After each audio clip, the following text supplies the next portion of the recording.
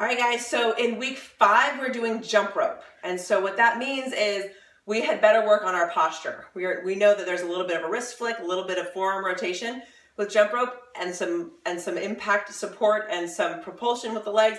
Otherwise, everything's fairly stable. And so if we have really good posture, it gets a lot easier to have a quick, zippy jump rope. If we're having to fight against this kind of bouncing and lack of stability in our jump rope, for one, it's slower. So performance-wise, it's slower. Safety-wise, it's just not good for us to be bouncing and catching with our spine and hanging on those ligaments all the time. So what I want to suggest as a prep for jump rope is a farmer carry. So, and this can be done with a couple of light hand dumbbells. I don't suggest doing it with handbags simply because they're not the same. We want this to be symmetrical for this purpose in this warm-up. So weights in either hand, postures, the weight is helping pull, obviously it's pulling the hands toward the floor. So it sort of gives us better reinforcement to pull the shoulder blades back. So from the side, we want to make sure that the weight in my hands is down the midline of my legs and not out in front. It shouldn't feel like it's near my pockets on my front side or my back side. It should be right on my seams, right on the side of my pants.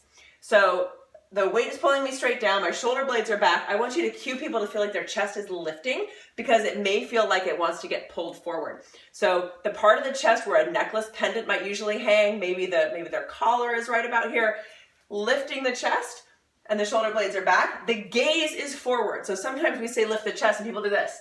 Like they want to lift their whole head and everything up because it's hard to lift just this part of the chest and keep posture good. So ears are right over the shoulders, shoulders are right over the hips, gaze is forward, weight is at your side. Just pick a distance in your gym to work on this for a minute. If it's easier to keep people just walking, if you want to open up doors and have people go outside, just work with it for a minute. That's all we're going to do. It doesn't matter if it's turning direction or all that. It should just be very symmetrical weight.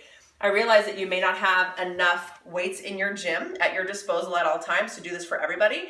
So maybe you can work in one of the other posture exercises that you know, like the wall slides and wall angels that we did back in week 1 or 2. And maybe you can incorporate that and have people in partners so that some people can be doing farmer's carries.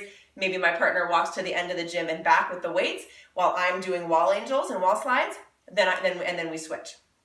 But about a minute working with postural control to get you ready for your jump rope. Have fun.